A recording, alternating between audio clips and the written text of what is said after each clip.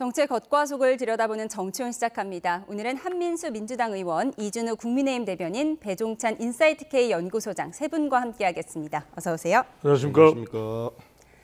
네, 제21대 대통령 선거가 오늘 공식 선거운동 시작으로 본격적인 막을 올렸습니다. 후보들은 각각 어디에서 첫 선거운동을 했는지, 또 어떤 메시지를 강조했는지 영상으로 보고 오시죠.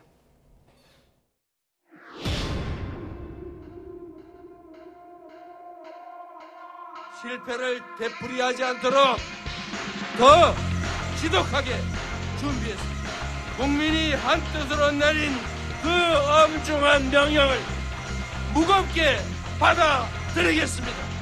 열정과 희망이 살아숨기는 제대로 된 민주공화국 함께 만들어야 하지 않겠습니까?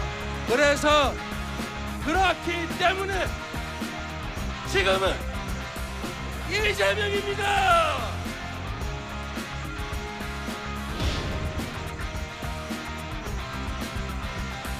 비 온 뒤에 땅이 굳는다. 뭐 그런 말도 있습니다만 싸움을 위한 싸움이 아니라 그것이 더 굳은 단결, 단합으로 가고 또 더 높은 도약으로 가는 그 바탕이 우리들의 다툼이었고 우리들의 여러 가지 갈등이었다고 생각합니다. 대통령 선거도 매우 다이내믹한 겁니다. 그래서 이 선거는 어제도 여러분 보셨겠습니다만 제가 다시 후보가 될 줄 모르셨죠? 저도 몰라서 저는 안 된다고 했어요.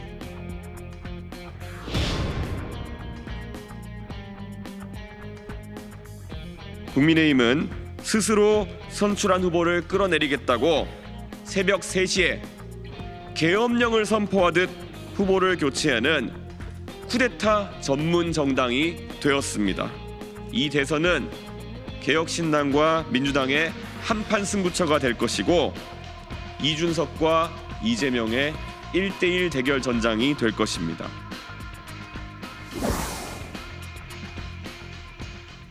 네, 후보자들이 첫 선거운동 장소를 어디로 선택하느냐 그 자체로 메시지가 큰데요. 이재명 후보는 광화문을 선택했습니다. 방검복을 입은 장면도 포착이 됐는데 어떤 의미가 있을까요? 그 방탄복입니까? 방검복은 선거운동복을 이제 그 프로그램 중 하나가 운동화 선대위원장들께서 신게 하고 그다음 운동복 또 갈아입었습니다. 원래 양복을 입고 오셔가지고 그런 과정에서 이제 우리 지지자들이나 국민들께서 보시게 된 거고요. 광화문은 후보도 말씀하셨습니다마는 정말로 이번에 윤석열 전 대통령이 위헌적인 계엄을 선포하고 그리고 파면까지 12월 3일 지난해 그리고 올해 4월 4일 11시 22분에 헌법재판소에서 만장일치 파면되기까지 정말 우리 위대한 대한 국민들이 광화문에서 그 응원봉, 빛이 나는 응원봉을 들고 저는 빛의 혁명을 완수했다고 봅니다. 그런 의미에서 우리 이재명 후보가 첫 공식 선거운동 일정으로 광화문을 잡은 것은 그 국민들에 대한 어떤 본인의 각오가 있지 않겠습니까?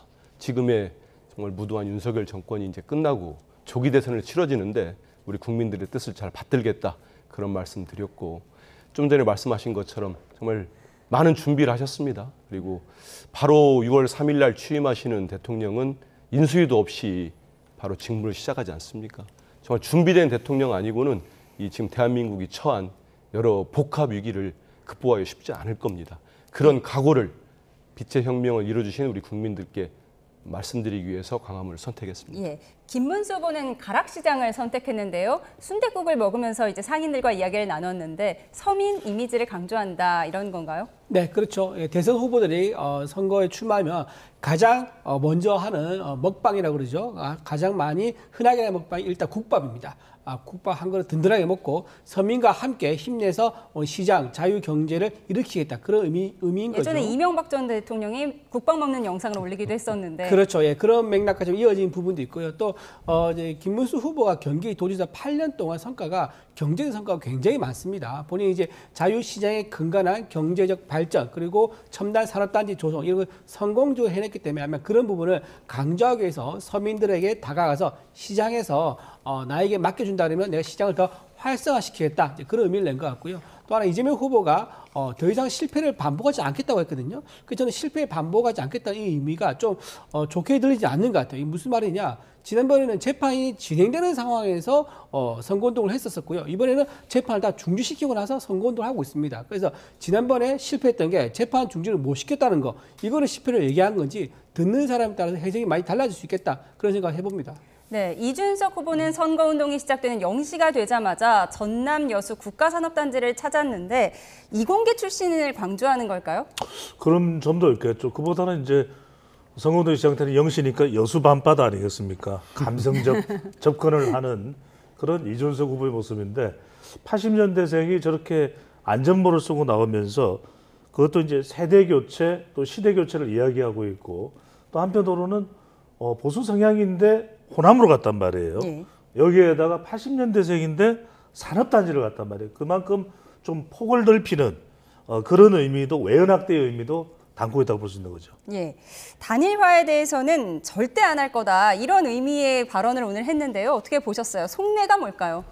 그 부분은 일단 본인이 2등할 수도 있는 거 아니냐 이런 또 욕심도 있는 것 같아요. 이준석 후보는 또 그리고 이제 자기의 외연을 더 확대하기 위해서는 단일화의 여지를 열어두면 안 되거든요. 그래야만 이른바 20대, 30대뿐만 아니라 최근에 이제 단일화 파장 때문에 이탈하는 그런 보수층들을 좀 더 흡수할 수도 있을 테고 또 TV 토론에도 이준석 후보는 참여를 한단 말이거든요. 예. 그러면 이른바 이재명 후보도 공략에서 중도층 일부를 가져오겠다 이런 좀 야심을 가지고 있는 것 같아요. 예, 이준석 후보 단일화 내용을 언급하면서 국민의힘에 대한 비난 수위를 높이기도 했는데 김문수 후보는 단일화 내용을 의식한 듯 비온 뒤에 땅이 굳는다. 원래 대선은 다이내믹하다. 이런 메시지를 냈습니다. 그렇죠. 다이나믹하면 이번에 국민의힘이 단일화 과정에서 가장 잘 보여줬던 것 같아요. 그리고 단일화를 거친 이후에 지금 선대위가 꾸려지고 본격적으로 단일 대응 모습을 갖췄었고요. 또 하나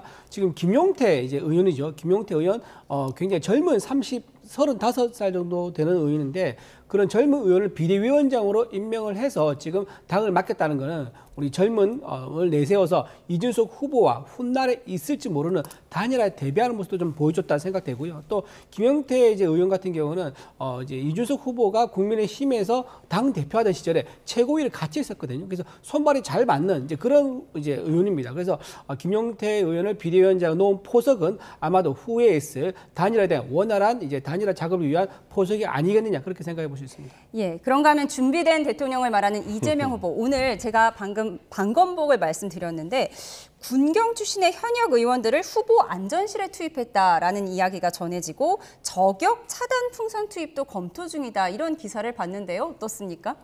뭐 지금 여러 가지 방안들이 논의가 되고 있습니다. 저희가 실제로 테러 대응 TF도 김민석 선대위원장을 중심으로 또 만들었거든요. 근데 우리 지지자들이나 많은 국민들, 당원들이 여러 제보들을 뭐 저한테 해오시는 분들도 있고요. 그래서 그걸 취합을 하고 있습니다. 단순히 우려를 전달하는 것뿐만 아니고 좀 구체적인 내용들, 그거는 뭐 여러 경로로 들어오기 때문에 신빙성을 저희 체크를 하고 있거든요. 저격 차단 풍선이 뭐예요? 글쎄요, 제가 그걸 알겠습니까? 아직 검토 중인 거죠? 예, 지금 검토하고 있는데요. 예. 지금 경호를 하고 있는데 이렇게 국민들이 이런 우려를 하게 되는 결정적인 거는 뭐냐면 결국 5월 1일 날 있었던 조희대 대법원의 상당히 비상식적인 판결이었다고 저희들은 보고 있습니다. 국민들이 많이 놀라셨죠. 왜냐하면 지금 대통령 선거를 우리가 돌입한 거 아닙니까? 그러면 우리 국민들이 우리 헌법 1조에 따라서 국민 주권주의 아닙니까? 국민의 참정권을 훼손하는 그런 판결을 한 이유로 그 왜 판결을 그렇게 했을까? 결국은 이재명 후보, 우리 민주당 제1당의 후보를 아예 피선거권을 박탈하려고 했던 거 아니냐. 근데 그게 결국은 이제 국민의 힘에 의해서, 우리 국민들의 힘에 의해서 무산이 됐지요. 그러면 지금 아까 뭐 단일화 이런 얘기도 했으면 다이내믹 얘기도 하셨습니다만 제가 볼 때는 윤석열 대통령이 친유 군사 쿠데타로 민주주의를 망가뜨렸다면은 이번에서는 후보 강탈 쿠데타로는 정당 민주주의를 뿌리채 흔들어 버린 겁니다. 그렇기 때문에 이런 과정들에 볼 때 우리 지지자나 많은 국민들이 도대체 무슨 일이 또 벌어질 수도 있다. 그러면 후보의 안위가 신변보호가 제일 중요한 거 아닌가 이런 판단들을 해서 당에서도 여러 가지 준비를 하고 있다 이런 말씀을 드립니다. 네, 첫날 선거운동 장면을 짚어봤고요. 국민의힘의 새 비상대책위원장에 내정된 김용태 의원, 김문수 후보의 첫 선거운동 현장에 함께했는데요. 파격 인선으로 꼽히고 있죠. 화면으로 정리했습니다. 네, 1990년대생 초선 국힘의 최연소 의원입니다. 전 비상대책위원회에서 후보 교체, 그러니까 김문수 후보에서 한덕수 후보로 후보를 바꾸는 것과 관련한 의결마다 혼자 반대표를 던졌죠. 또 지난 12.3 개헌 반대 의결에도 나서서 당내 주류와는 다른 목소리를 내왔는데요. 오늘 아침 상황 듣고 오시죠. 김용태 의원 이리 오세요. 김용태 의원님은 원래 만 35세입니다. 그래서 저는 35살 때 감옥에 있었습니다. 정말 35살이라는 나이는 도전하고 늘 꿈을 잃지 않고 어떤 곳에서도 저는 감옥에서도 이 35살 때는 용기와 희망을 잃지 않았습니다. 이 젊은 우리 김용태 의원께서 반드시 우리 대한민국을 희망의 나라로 또 대한민국을 꿈이 실현되는 나라로 바꿔나갈 수 있는 젊은 에너지가 있다고 생각합니다. 국민들께서 놀라실 정도로 빠르게 변화하는 모습을 보여드리겠습니다. 국민들께서 느끼실 수 있도록, 체감하실 수 있도록 저희가 국민 상식에 맞는 변화 이끌겠습니다. 네, 김용태 신임 비상대책위원장, 당 대표급이잖아요. 그럼 네, 당 그렇죠. 막내가 서열 1위가 된 거예요? 그렇죠. 지금 국회의원 중에 최연소 국회의원이 바로 이 김용태 의원입니다. 35 김용태 의원이 당의 최고 높은 직인 당 대표 역할을 맡게 된 겁니다. 예. 지금 이제 그 김문수 후보가 가지고 있는 이제 여러 가지 장점도 있지만 약점 중 하나가 뭐냐면 나이가 좀 있다는 거 아니겠느냐 이제 이런 얘기가 있습니다. 거기에 이제 반대급부로 해서 가장 젊은 이제 국회의원, 가장 신선한 국회의원을 당 대표로 역할을 하는 비대위원장으로 이제 내세움으로 인해 가지고 본인이 가지고 있는 좀 역동성 이런 부분을 김용태 의원을 통해서 좀 부각시키는 의도가 아니겠느냐 생각이 들고 아까 제가 잠깐 말씀드렸다시피 나중에 있을 단일화에 대한 포석. 그러니까 옛날 천하용인이라고 있지 않습니까? 예. 천하용인이 이준석 계열의 가장 상징적인 이름인데 그 용자가 바로 김용태 의원 할 때 그 용자입니다. 그래서 그 김용태 의원과 을 지렛대로 해서 단일화를 위한 포석도 아마 깔려있다 이렇게 볼 수 있을 것 같습니다. 예, 소장님 그럼 최고령 후보와 당내 그렇죠. 최연소 후보의 콜라보가 되는 건데 어떻게 될 거라고 예상하세요? 김용태 의원은 파격적인 변화, 놀랄만한 변화가 있을 거라고 말했는데요. 불가피한 선택이라고 봐야 되겠죠. 왜냐하면은 전 비대위에서 유일하게 김문수 후보를 또 고집했던 비대위원이기도 하거든요. 그러니까 김문수 후보로서는 지금 한덕수 전 후보의 도움이 있을지 없을지도 모르는 상황에서 비상대책위원장이 되는 김용태 의원의 도움은 매우 절실한 것이고요. 그러니까 이렇게 완전히 이 연령대가 크게 차이 나는 이 신구 결합이 필요합니다. 지금 전략상으로. 또 하나가 이제 극적인 변화를 요구해야 되는데 웬만한 사람을 데려와서는 아! 하고 안 놀래거든요. 근데 김용태 정도 되니까 아! 하고 이렇게 사람들이 또 놀라고 주목을 할 수 있는 부분이고 또 하나 중요한 게 이번 대선은 경기도 대선입니다. 왜? 경경대전이죠. 보십시오. 이재명 후보 경기지사, 김문수 후보 경기지사, 가장 유권자가 많은 곳 어디? 경기. 이것은 뭐? 대선은 일종의 경기. 그러니까 이 경기도에서 어쨌거나 이기지 못하면 예. 못 이기는 거예요. 근데 이 김용태 포천 지역구죠. 예. 그러니까 이런 부분들도 저는 간파됐을 것. 또 하나는 앞서 이제 우리 이준우 대변인이 단일화에 대한 일종의 천병 역할을 할 수 있다는 말씀 주셨는데 설사 단일화가 무산되더라도 김용태 비상대책위원장이 또 2030 MG를 견인해 줄 수가 있어요. 예. 이런 걸 다분히 포석한 그런 결정으로 보입니다. 네. 그런데 김용태 의원이 한덕수 후보로의 후보 교체를 반대했다고는 하지만 그 부분은 또 절차상의 문제를 제기한 것이고 김용태 의원은 탄핵 찬성파잖아요. 그리고 개헌 반대 의결에도 참여를 했었고요. 이 부분은 김문수 후보와는 뭔가 입장이 다른 건데 어떻게 보세요? 민주당에서는 어떻게 예상하고 계세요? 일단은 김문수 후보가 김용태 의원을 비대위원장으로 선택하는 개인적 배경이 있을 것 같아요. 말씀하신 것처럼 우리 배 소장도 얘기했습니다만 이번에 후보를 강제로 교체하려는 과정에서 비대위원 중에 유일하게 지도부 중에 반대표를 던진 사람 아닙니까? 제가 김문수 후보라도 고맙겠죠. 보은 차원이 있을 것 같고 또 가장 고령의 후보니까 가장 젊은 젊은 의원을 비대위원장으로 함으로써 이 후보 강탈 과정에서 강탈 쿠데타라고 하죠. 그 과정에서 국민의힘이 너무 상처를 많이 입었습니다. 그래서 일단 모양새라도 저렇게 꾸며놓은 것 같은데 저는 글쎄요. 그런 큰 효과는 없을 것 같아요. 좀 전에 김용태 비대위원장이 국민의 상식에 맞는 변화를 하겠다고 했습니다. 그러면 당장 당 내, 당 외로부터 압박을 받을 겁니다. 그건 뭐냐? 계엄 반대했지 않습니까? 탄핵 찬성했습니다. 탄핵 찬성 입장 밝혀라 할 겁니다. 분명하게. 그러면 김문수 후보가 그거 받아줄 수 있겠습니까? 결국은 그러지 않을 것 같고 일단 출발은 했습니다만 그 과정에서 여전히 친윤계가 뭐 원내대표도 하고 있는 상황에서 김용태 비대위원장이 여러 가지 변화를 하는 액션을 취한다고 할 때 그게 정말 국민 상식에 맞을 것인가 이런 좀 뭐 출발하고 있는 상황에서도 제가 우려되는 부분들을 말씀을 드리고요. 저는 김용태 의원이 있다고 해서 이준석 후보의 단일화 그건 쉽지 않을 겁니다. 이준석 후보가 요구하는 게 지금 윤석열 대통령과 전 대통령과의 분명한 절연이고 탄핵에 대한 입장 표명이고 그건데 그걸 김문수 후보가 받을 수 있겠습니까? 그건 되지 않을 거고요.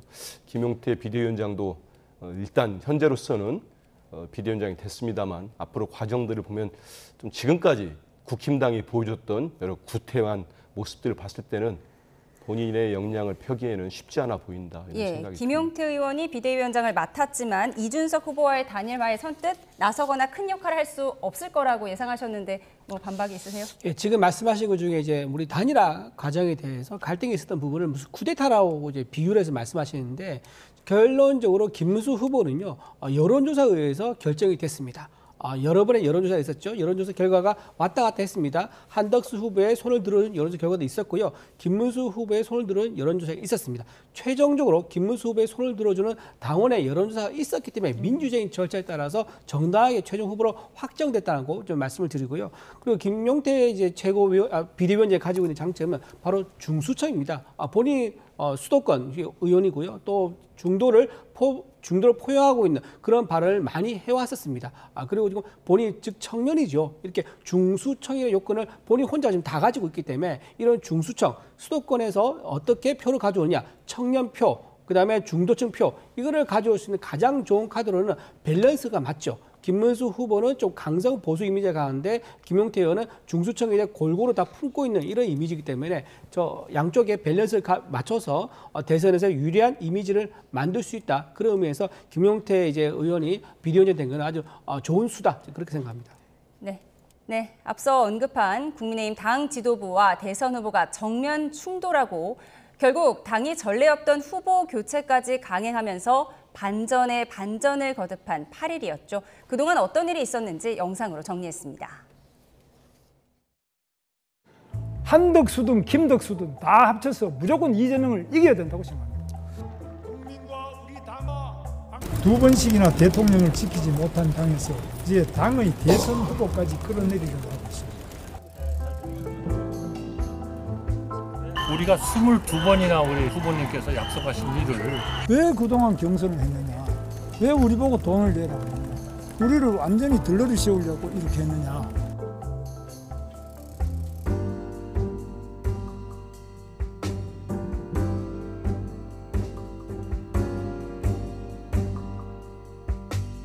읍참마속의 심정으로 뼈아픈 결단을 내릴 수밖에. 야밤에 정치 쿠데타가 벌어졌습니다.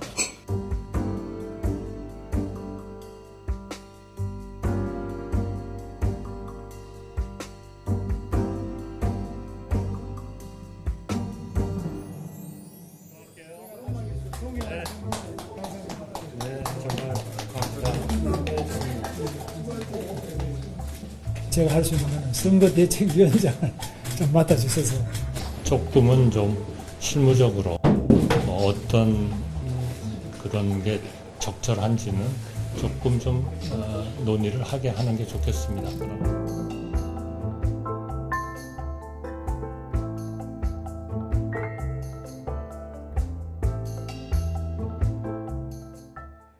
네, 자고 일어나면 대선 후보가 바뀌어 있는 대혼란 속에서 결국 한덕수 전 총리가 아닌 김문수 후보가 최종 후보 자리를 지켰습니다. 그야말로 우여곡절 끝에 기사회생을 했는데 소장님, 법원 결정이 아닌 당원 투표로 김문수 후보로 확정된 꼴이 됐는데 그러면 김문수 후보가 당내 입지가 더 강해졌을까요? 글쎄요. 사람들이 왜 드라마를 안 볼까요? 왜 사람들이 코미디 프로그램을 안 볼까요? 정치가 드라마나 코미디보다도 더 재밌는 건 또 해프닝이잖아요. 저는 결과적으로는 단일화 시너지의 타격을 보다 단일화가 중요한 것은 감동이다, 또 아름다운 이게 중요한 것이 아니라 얼마나 명분 있게 단일화가 되는 거 착착되는 그 과정을 보는 것이거든요. 근데 그 부분이 상당히 좀 삐거덕거렸다. 두 번째는 이렇게 되면 그 이후에 있어야 될 일정들이 있거든요. 빅 텐트, 빅 플랫폼, 또 명분 이런 부분들이 상당히 좀 어깃장이 날 수밖에 없는 상황이고, 세 번째로 중요한 것은 그래야 보수는 일단 결집을 해놓고 그 다음에 이제 중도 외연으로 시도를 해보는 것이거든요. 근데 일단 이제 중요한 것은 희청거리는 출발을 해버렸어요. 그렇다면 중요한 것은 얼마나 빨리 이것을 회복하느냐는 건데, 뭐 가락시장 또 서문시장, 시장보다도 더 중요한 것은 전시장, 홍준표 전 시장에 표심을 넣는 거. 그 다음에 지금 한덕수 전 총리의 표심을 넣는 거, 한동훈 전 대표의 표심을 넣는 거. 이게 지금 가장 중요합니다. 네, 가락시장보다 중요한 건 전 시장, 홍준표 전 시장의 마음까지 얻어야 한다고 하셨는데, 사실 이번 당원 투표 결과를 보면 이게 김문수, 한덕수 두 후보 간의 호불호라기보다는 절차상의 문제를 제기한 당원들이 많았다 이렇게 볼 수도 있는 상황인데, 이 당내 갈등이 봉합이 될까요? 쉽지 않을 거로 봅니다. 그리고 지금 국민의힘 당에 후보로 선출된 김문수 후보도 정치 쿠데타라는 표현을 쓰지 않습니까? 그리고 지금 다시 또 한덕수 전 총리와 포옹을 했는데, 저 모습을 보는 국민들, 제가 국민의힘 국힘당 지지자라도 선뜻 박수칠 수 없을 것 같아요. 저 과정들 한번 보십시오. 저는 그리고 당원 투표로 이제 결정됐다고 하니까 저는 뭐 그랬기를 바랍니다. 하는데 좀 결과를 좀 공개했으면 좋겠어요. 왜냐하면 여러 언론에서 지금 보도들이 되는 거 보면은 사실상의 어떤 그 가처분이 인용되는 과정에 있지 않았느냐 이런 보도들이 나오고 있거든요. 그래서 정말로 국힘당의 당원들 표심이 어떤 쪽으로 움직였는지 이런 것들을 볼 필요도 있을 것 같고, 우리 배 소장님 얘기한 것처럼 단일화라는 게 뭡니까? 단적인 예를 하나만 들어드리면 김대중 전 대통령과 김종필 총리와 단일화할 때 그때는 뭐 명분 그리고 확실한 시너지를 노릴 만한 전술 전략이 다 있었습니다. 민주화를 상징하는 DJ, 산업화를 상징하는 JP, 그래서 DJP가 된 겁니다. 그래서 성공을 한 겁니다. 그런데 한덕수, 김문수, 한문수, 김덕수 뭐가 다릅니까? 두 분 다 지금 윤석열 대통령 그늘에 있고 정광훈 목사 같이 움직이고 있고 한 그런 사람들이 둘이 뭉쳤는데 저는 늘 여지가 하나도 없었어요. 그런데 저런 모습을 봤습니다. 말씀하신 대로 자고 일어나면 후보가 바뀌어 있어요. 저도 깜짝 놀랐습니다. 후보가 바뀌어 있고 또 바뀌어 있고 이런 모습을 본 국민들이 글쎄요. 단일화 효과는 전혀 없고 저는 오히려 마이너스가 됐습니다. 당장 한동훈 전 대표도 뭐 선대위 맡을 생각이 없고 지금 바로 요구하는 게 그런 거 아닙니까? 탄핵에 대한 입장 사과하고 윤석열 전 대통령 절연하고 요구하고 있잖아요. 김문수 후보 대답을 못하고 있습니다. 한덕수 전 총리도 지금 같이 하겠다는 입장을 안 내놓고 있어요. 저는 그래서 결국 뭐 빅텐트인지 뭔지 했는데 찢어진 텐트도 치지 못하고 끝내버렸습니다. 왜 이런 일이 벌어지는가? 결국 저는 국힘당이 우리 국민들을 아직도 우습게 하는 겁니다. 그냥 몇 명 모여가지고 밤새 투덕투덕 해가지고 후보도 교체하고 가처분도 가고 이런 거 해도 우리 국민들이 잊어버리고 표 줄까 봐 표 줄 거로 믿은 겁니다. 국민들 우습게 하면 절대 안 된다. 이런 말씀 꼭 드리겠습니다. 네, 두 후보 간의 이야기를 하고 있는데 이렇게 두 후보 간의 포옹도 하고요. 뭔가 봉합되는 모습을 보이는 듯 했는데 선대위원장을 맡아달라라는 김문수 후보 측 제안을 사실상 한덕수 후보 측이 거절한 것 같아요. 아직 확정적인 건 아니고요. 지금 이제 오늘 보도에 따르면 이제 정대철 이제 헌정회장과 통화를 하면서 그런 의견을 좀 냈다고 합니다. 근데 사석에서 하는 얘기는 얼마든지 어떤 가능성에 대해서 다 얘기를 할 수도 있는 거고요. 또 그때 당시에 감정적인 표현도 할 수 있는 거죠. 하지만 공식적으로 본인이 지금 기자회견을 했다든가 보도자를 뿌린 상황이 아니기 때문에 아직 이제 단일화돼서 선대위에서 어떻게 역할을 할지 그건 아직 살아있는 카드다 지금 그렇게 말씀드릴 수 있고요. 지금 이제 우리 빅텐트를 얘기하면서 단일화 얘기했을 때 가장 큰 빅텐트가 뭐였냐? 바로 김문수 후보와 한덕수 후보 이 두 개로 기용으로 해서 튼튼한 빅텐트를 만드는 거 이거였었습니다. 그리고 마지막에 가면 이준석 후보를 끌어와서 세계의 삼각 기둥으로 된 가장 튼튼한 이제 텐트를 치자는 거였는데 지금 이재명 뭐 지금 방금 말씀하신 것처럼 뭐 찢어진 텐트라고 하셨는데 그건 좀 부적절한 것 같습니다. 지금 찢는다는 말은 이재명 후보 측에서 하실 얘기는 아닌 것 같고요. 제가 보기에는 오히려 사법부를 찢어버린 민주당에서 오히려 반성을 하고 국민들한테 석고 대절을 해야 된다 그런 상황을 말씀드리고요. 왜 지금 민주당에서는 이렇게 어떤 상황이 생겼을 때 다른 목소리가 안 나오느냐? 지난번 체포동의안 통과된 거 보셨지 않습니까? 체포동의안 찬성대 의원들 전부 다 색출해가지고 어떻게 했습니까? 공천으로 다 보복을 했습니다. 그렇기 때문에 당연히 다른 목소리가 안 나온 거죠. 우리 국민의힘에서는 민주가 있기 때문에 다양한 토론 주제에 맞춰서 얘기하세요. 자, 그리고 다양한 다른 의견이 나올 수 있는 것은 국민의힘에서 국민의 시각으로 얘기하는 거를 반성을 할 생각을 안 네, 하고 감정이 격해져서요. 잠시 제가 감정이 끼어들도록 아니고 하겠습니다. 토론 주제에 맞게 얘기를 해야지. 그렇지 않습니까? 네, 저 모습 보고 박수 칠 국민이 어디 있어요? 네, 양당의 입장을 들어봤습니다. 반성할 건 반성을 해야지. 그런가 하면 민주당은 김문수 후보가 국민의힘의 최종 후보로 확정되자마자 총공세에 나섰는데 후보가 한덕수 후보로 잠시 교체됐을 당시와 김문수 후보로 확정된 후의 발언이 조금 달라졌는데요. 듣고 오겠습니다. 창빈한 삶을 추구하며 20억 이상의 당비를 오랜 기간 꾸준히 내오다 합법적 경선 절차를 거쳐 선출된 후보입니다. 후보 교체 정당 쿠데타를 배후 조정한 윤석열 전 대통령을 즉각 당적 박탈하고 재구속하는 것이 옳다고 보는데 윤석열 아바타 겸 전광훈 아바타의 독특한 위상을 겸하고 계신 후보님의 분투를 기원합니다.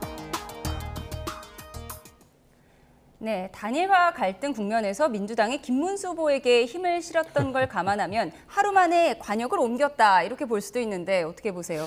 힘을 실었다는 거는 뭐 그렇지는 않습니다. 그 국힘당 아니 지금이야 뭐 여야도 없어졌습니다만 1, 2당이 됐습니다만 어느 정당이나 그 마음들은 비슷할 거예요. 다 좌우가 있고 하듯이 어느 정당이든 정상적인 절차를 거치고 운영되는 게 중요하지 않습니까? 김문수 후보가 여러 가지 극우적 생각이랄지 이런 부분을 비판을 받을 여지가 많아요. 하지만 국민의힘이라는 정말 40일 전까지 집권당이었습니다. 그 당이 8강 거쳐 4강 거쳐 결승 거쳐서 후보를 뽑았습니다. 거기에는 일반 국민들과 당원들이 다 참여했습니다. 수십만 명이.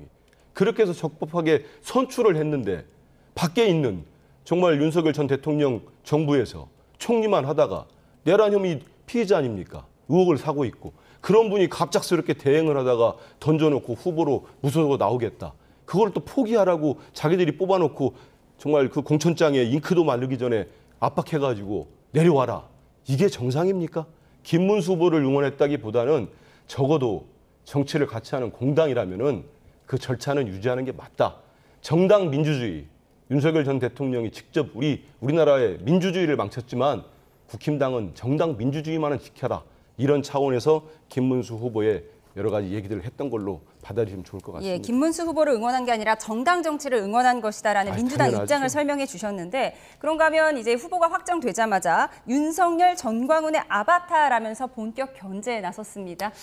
뭐 배우설을 얘기하는 것 같은데요. 제가 보기에 이제 또 하나의 음모론에 불과하고 선거를 위한 선전선동이다. 좀 그렇게 저는 봅니다. 오늘 이미 보도가 됐었지요. 민주당에서 만든 선거 관련된 선거운동 관련 매뉴얼 책자가 있습니다. 그 중에 이제 25페이지인가요? 거기 보면은 정광훈 목사를 계속 끌어들여서 해결하라. 그런 이제 지침이 있다 그러더라고요. 지금 선거가 어떤 선거인지 아직까지는 민주당은 과거에 머물러 있다. 그리고 선거의 내용보다는 선전선동에 집중하고 있다. 그렇게 말씀드리고요. 저는 민주당에서 과연 배우를 말할 자격이 있는가 싶습니다. 지금 민주당에서 어떻게 했습니까? 이번에 어제 단일화했죠.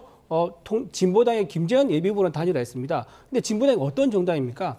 통진당 후의 정당입니다. 통진당이 왜 정당이 해산됐죠? 굉장히 테러를 하려고 했었죠. 국가의 주요 시설을 파괴하고 또는 권총을 구하러 러시아에 가고 등등의 이적 행위를 하려 했던 정당의 후예들입니다. 그분들이 어떻게 했습니까? 북한으로부터 지령을 받았다는 의혹도 받고 있습니다. 그렇다고 그러면 이재명 후보는 그런 진보당과 북한의 지령을 받았던 의혹을 받고 있는 진보당과 함께 손을 잡아가지고 친북 행사를 하겠다는 겁니까? 그건 아닐 거 아닙니까? 그리고 지난번에 중국에 있는 그 기자들과 만나가지고 비밀리에 회동했지 않습니까? 그럼 그 배후에 그러면 중국이 있는 겁니까? 자, 이런 식으로 배후설을 얘기하기 시작하면요. 내용이 없습니다. 전부의 음모가 꼬리를 물 수밖에 없다. 그건 적절하지 않다고 생각합니다. 네, 배우설 이야기하셨는데 이런 가운데 민주당은 김 후보의 과거 발언들을 모은 망언집을 만들었습니다. 상대 후보를 향한 망언집 대결에 불이 붙는 모습인데요. 화면 잠깐 보겠습니다. 네, 먼저 망언집을 공개한 건 국민의힘입니다. 이재명 민주당 대선 후보가 국민을 속이고 기만했다는 책을 낸 건데요. 재벌 해체에 정치 생명을 걸겠다. 바지 한 번 더 내릴까요? 등 발언을 망언으로 꼽았습니다. 들어보시죠. 존경하는 박근혜 대통령님 그랬더니 진짜 존경하는 줄 알고 그런 거 써가지고 막 저 표 얻으려고 진짜 존경하는 척 하는 거 아니야? 이런 분도 계시던데 그 전혀 아닙니다. 말이란 맥락이 있는 거죠, 맥락. 소위 말하는 그 스캔들 해명 요구에 대해서 회피를 하거나 거부를 하는 것은 그 대선 후보로서 저는 부적절하다 이런 생각을 하고 있어요. 제가 혹시 바지 한 번 더 내릴까요? 그거하고는 다른. 어떻게 하라는 겁니까? 네, 이에 맞서 더불어민주당은 김문수 후보의 망언집을 공개했습니다. 걸그룹 소녀시대와 춘향전 관련 발언을 놓고 여성 비하 발언이라고 비판했고요. 일제강점기 때 한국 국적이 일본이었다. 전광훈 목사는 자유민주주의 수 인물이었다는 등 이런 발언들을 망언으로 꼽았습니다. 들어보시죠. 일제강점기에 살았던 우리 선조들은 국적이 일본입니까? 나라가 다 뺏겨서 일본으로 강제로 다 그러면 저의 부모님, 후보자의 부모님 일제치하의 국적이 일본입니까? 일본이지 그걸 모르십니까? 정광훈 목사는 대한민국의 자유민주주의를 수호하기 위한 목사입니다. 정광훈, 김문수 이런 분들은 다 자유민주주의 수호자들입니까? 그렇습니다. 네, 이재명 대 김문수, 망언집 공방. 누가 망언을 더 많이 했나. 이런 공방 유권자들은 어떻게 볼까요, 소장님? 누가 정책을 잘할까 이런 경쟁을 해야 되는 거 아니겠습니까? 그렇죠. 근데 누가 망언을 더 많이 했나. 이게 뭡니까? 우리가 예전에 정치인분 중에서 이게 뭡니까? 하는 분이 계셨잖아요. 이건 아닙니다. 그러니까 어떻게 보면은 국민들은 시청자분들은 옳게 왔구나. 드디어 하다 이제 망언 대결까지. 그러니까 이게 지금은 제가 보기에는 저도 30년 이상을 분석을 했지만 시작 단계인 것 같아요. 이제 한 20년 이상 조금 남았는데 더 이제 갈수록 더 점이 각인을 겁니다. 갈수록 격한 발언이 쏟아질 텐데 양쪽으로부터 이건 판세상으로 후보가 앞서고 있더라도 이 서로 간의 격한 발언 전쟁은 안 그칠 것 같아요. 그리고 또 하나가 이제 이 김 후보 망언집 나왔죠. 이제 이 후보 망언집 나왔죠. 이제는 막 부록들도 나올 것 같아요. 망언집 이렇게 해서 그러면서 끝판 대결로 갈 텐데 여기 김민수 의원도 나와 계시고 이준우 대변인 저는 정말 토론을 잘 진행시켜야 될 것 같아요. 이런 망언하면 마이너스 5점씩 발언 마이크 정지시키겠다. 그래서 정말 정책으로만 대결할 수 있도록 토론 진행을 정말 잘해야겠구나라는 생각을 할 수밖에 없어요. 망언 대결 말이나 됩니까? 저는 정말 반짝반짝 빛나는 정책 대결을 좀 하기를 원합니다. 네, 정책 대결을 해야 하는데 망언집 대결 이게 뭡니까? 라고 지적하셨습니다. 김문수 후보 확정 이제 막 된 건데 책은 미리 준비했던 거잖아요? 아마 저는 내용을 몰랐습니다. 왜냐하면 그 단위에서 어제 공개를 한 것 같고요. 다만 여러 가지 부분들이 있습니다만 저는 다만 그 역사관 이런 부분들은 좀 검증을 할 필요가 있을 것 같습니다. 왜냐하면 우리가 여러 가지 서로가 말꼬리 잡자는 차원은 아닙니다. 하지만 그 김문수 후보는 노동부 장관할 때도 그렇고 청문회 때도 그렇고 쉽게 우리 대한민국 국민들이 볼 때는 도저히 용납하지 못하고 납득이 안 되는 발언들을 많이 해오셨어요. 그런 부분들이 있기 때문에 거기에 대한 검증은 당연히 제2당 국힘당 후보로서 검증을 받는 게 맞다고 봅니다. 그리고 이제 왜 그러면 그 김문수 후보가 가지고 있는 생각, 그리고 정말 저분이 혼자 움직이는 건가 이런 의심을 살 수밖에 없는 게 좀 전에 화면에 나왔던 그런 겁니다. 정광훈 목사에 대해서 뭐 자유민주주의를 수호한 목사다 이런 표현을 쓰는 게 과연 국민 정서에 맞습니까? 그리고 왜 김문수 후보가 정광훈의 아바타라고 하는 건 금방 같은 영상이 나오고 자유통일당을 같이 만들었어요. 왜 윤석열의 아바타라고 하느냐? 윤석열 대통령 탄핵한다는데 찬성하지 않지 않습니까? 거기다가 뭐 했습니까? 어제 같은 경우는 윤석열 전 대통령이 지지 선언까지 했습니다. 이런 상황이면은 윤석열, 김문수, 정광훈은 같이 움직인다. 이렇게 보는 게 그렇게 무리입니까? 이런 생각이 듭니다. 네, 민주당의 극우 프레임 공격은 계속될 것 같은데 뭐 국민의힘에서 대응책을 생각하신 게 있나요? 있는 그대로 말해야죠. 지금 잘 알려지지 않은 부분들, 지금 본격적인 대선 오늘부터 시작이니까 이제 뭐 세 번의 TV 토론이 예정돼 있습니다. TV 토론을 통해서 본인에 대한 이제 상호 검증을 할 건데 지금 그동안 이제 보여줬던 이재명 후보에 대한 북한 관련 발언, 중국 관련 발언 이런 것들에서 검증이 반드시 필요하죠. 그리고 반기업적인 발언도 굉장히 많습니다.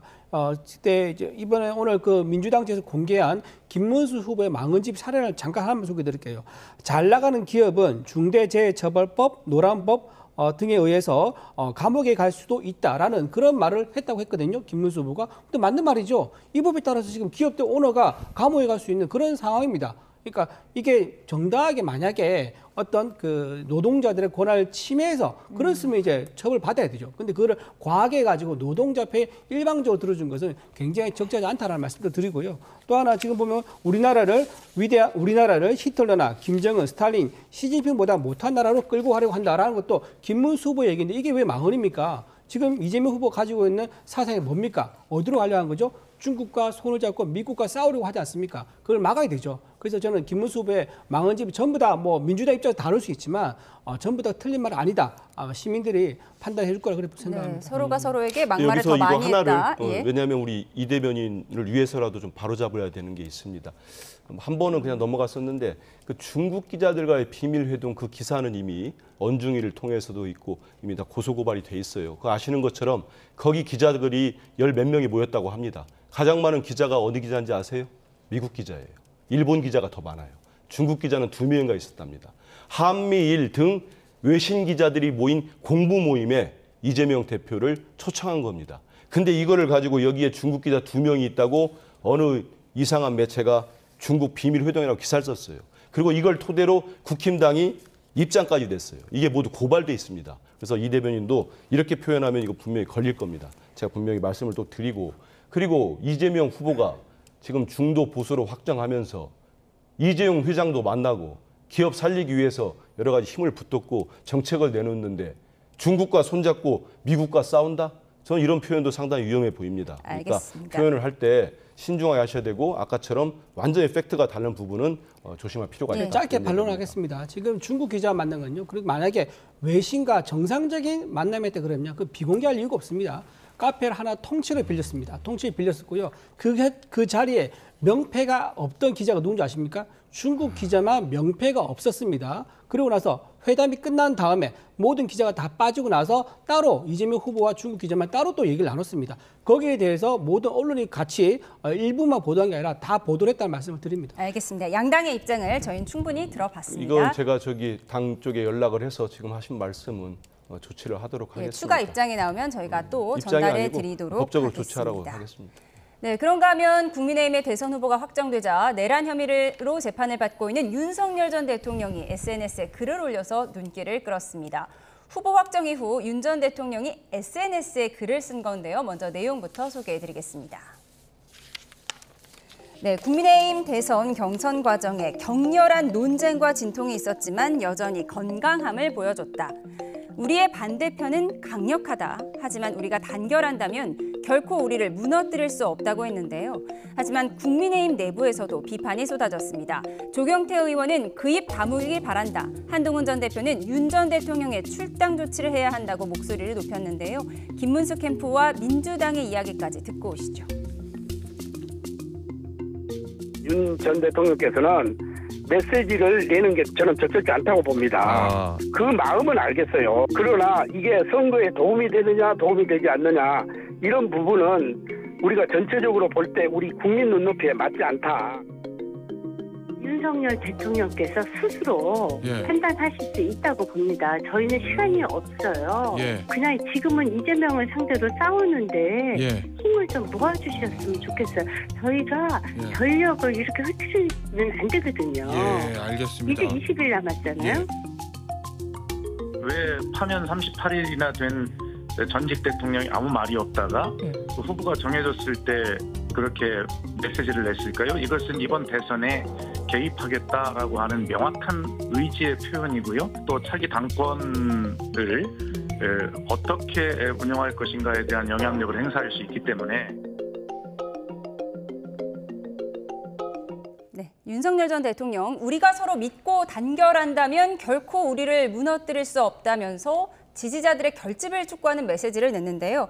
소장님, 어떤 의도였다고 보세요? 윤 전 대통령과 관련된 사안이 이번 대선 국면에서 정리나 통제가 될까요? 하는 것을 그것을 적나라하게 보여주는 건 아닌가 싶습니다. 방금 전에 이제 한민수 의원께서도 지금 뭐 기자들과 만나거나 이런 부분들이 상당히 또 민감할 수도 있거든요. 그런 부분에 대해서 이제 또 민감하게 또 이제 반응할 수밖에 없는 사안인 것이, 이게 윤 전 대통령의 발언에 따라서 중도층과는 거리가 멀어질 수 있는 것이거든요. 그러니까 이제 지지층은 결집할 수 있다 치더라도, 그런데 여기서 역설적인 건 어떤 부분이냐? 윤 전 대통령과 가까웠던 사람들까지도 부담감을 느끼는 거예요. 그러면 그런 것에 대해서 또 윤 전 대통령을 선거와는 무관하게 지지하는 지지층들도 있을 겁니다. 그럼 그들은 또 윤 전 대통령의 메시지를 통제하고 또 거부할 것인가? 그건 아니라는 거예요. 그러니까 이런 선거에 있어서 윤석열 전 대통령의 재판, 윤석열 전 대통령의 발언 부담스럽겠지만 이 윤 전 대통령이라는 존재 자체가 통제되거나 또는 정리될 수 없는 그런 존재일 가능성이 매우 높은 거죠. 예, 국민의힘 내부 반응 어떻습니까? 좀 아직은 의견이 하나로 좀 정리가 안 된 것 같습니다. 하지만 좀 예측할 수 있는 거는요. 지금 김용태 의원이 지금 비대위원장이 됐거든요. 아마 김용태 의원이 이 부분을 좀 가름할 타지 않을까. 예. 저는 김문수 후보가 이 부분도 고려해서 김용태 의원을 앉힌 게 아닌가 좀 생각이 좀 듭니다. 예. 김용태 의원이 젊고 일관적으로 일관되게 지금 윤석열 이제 전 대통령의 언행이라든가 행보에 대해서 비판적 입장을 보여왔거든요. 그래서 뭐 제가 예측하기는 어렵지만 아마 좀 숙성된 그런 이제 총의가 모여진다 그러면 김용태 비대위원장이 어떤 메시지를 낼 수도 있겠다, 저는 생각해봅니다. 예, 한동훈 전 대표는 윤 전 대통령 출당 조치해야 한다. 지금 강하게 목소리를 내고 있고, 그렇게 하지 않으면 선거운동에도 나설 수 없다는 입장이잖아요. 그런데 이제 한동훈 후보는 조금 좀 다른 게요. 한동훈 후보 본인이 경선에 나와서 본인이 쭉 일관되게 얘기를 했었죠. 이제 뭐 절을 한다고 얘기를 했었는데 예. 지금 그런 경쟁 속에서 살아남은 후보가 결국 누굽니까? 김문수 후보가 살아남았죠. 김문수 후보는 처음부터 일관되게 이제 윤석열 전 대통령 지지하는 발언을 쭉 해왔었습니다. 당원과 민심이 결국은 두 명과의 경쟁에서 김문수 후보의 손을 들어줬단 말이에요. 그래서 김문수 후보가 1등이 돼가지고 그 이제 언행이라든가 그 일관된 정책을 편다는 것에 대해서는 사실 한동훈 후보가 2위인 내가 그것을 인정하지 않는다. 그럼 난 참여하지 않겠다. 그렇게 말하는 것은 본인이 경선 때 내내 했던 이재명 후보가 가장 잘 싸우는 사람은 나다. 나를 뽑아주세요. 그거에 또 맞지 않는 내용이에요. 그래서 저는 한동훈 후보의 개인적인 의견이 있을 수 있지만 그게 당에서 전체 의견 자기 걸 받아주지 않았다고 해가지고 나 그래 이번 선거에 도와주지 않겠어 라고 하는 것은 좀 국민의힘 당원들 입장에서는 좀 받아들일 수 없는 내용이 아닌가 생각합니다. 예, 그런데 소장님, 김행단장, 김문수 후보 측의 김행단장은 윤 전 대통령 스스로 판단할 문제다, 이렇게 얘기를 했습니다. 그러면 윤 전 대통령과의 절연에 대해서는 지금 애매한 입장을 낸 거거든요. 어떤 그렇죠. 표 계산이 있을 것 같은데, 또 그러면서도 이준석 후보나 한동훈 전 대표도 함께 할 것이다, 이렇게 자신 있게 오늘 인터뷰하기도 했거든요. 그렇죠. 그런데 이제 이 부분이 과연 그것이 그러면 윤 전 대통령이 받아들여서 대선 기간 동안만이라도 침묵을 유지할 수 있느냐. 한편으로는 윤 전 대통령이 굉장히 이중적인 생각이 있을 수 있는 겁니다. 하나는 아니 내가 메시지를 내는 것이 뭐가 그렇게 선거에 방해가 된다고 생각할까. 또 한편으로는 사람에 대한 감정이죠. 왜냐하면 불과 대선 전만 하더라도 보수층이 결집될 때 나를 지지해왔던 사람들이 지금 대선 국면에서는 내가 부담된다고 해서 이제는 좀 더 선을 그으려고 하는 태도, 이런 부분에 대해서 선거와 무관하게 윤석열 대통령을 지지하는 사람들은 이거 잘못된 거 아니냐. 말 그대로 제가 이번 대선 과정에서 국민의힘 또는 보수 진영에서 윤석열 전 대통령과의 관계가 정리될 수 있냐면 정리가 안 될 겁니다. 그러니까 윤 전 대통령이 어떻게 해주기를 바라겠지만 그 점도 쉽고 간단하지만은 않은 것이죠. 예. 끝으로 박수현 의원은 윤 전 대통령이 김문수 후보에게 숟가락 얹으려는 것이다. 이런 분석을 내놓기도 했는데 짧게 민주당 의견 듣고 마무리하겠습니다. 근데 저렇게 윤석열 전 대통령이 계속 국민의힘에 영향력을 주고 대선에 개입하고 하면 할수록 저는 더 어렵게 치를 수밖에 없을 거라고 봐요. 국힘당 입장에서는. 왜냐하면 지금 이미 각종 여론조사를 통해서 수치를 말씀드리지 않겠습니다만 탄핵에 찬성하는 여론 비율, 윤석열 대통령에 대한 어떤 잘못됐다고 하는 지적하는 압도적인 국민들 지지율이 있거든요. 그런 비율이 있습니다. 저렇게 하면은 저는 김문수 후보가 어떠한 노력을 하더라도 윤석열 대통령과의 관계를 끊어내지 못하면은 끌려다니거나 아니면 윤석열, 김문수, 정광훈 이 세 분이 거의 내란 패밀리처럼 묶여 있기 때문에 국민들로부터 많은 지지를 얻어내기는 쉽지 않을 겁니다. 딱 한계가 있을 겁니다. 예, 알겠습니다. 양당의 입장도 들어봤습니다. 여기서 마치도록 하겠습니다. 한민수 민주당 의원, 이준우 국민의힘 대변인, 배종찬 인사이트K 연구소장과 함께했습니다. 세 분 고맙습니다. 감사합니다.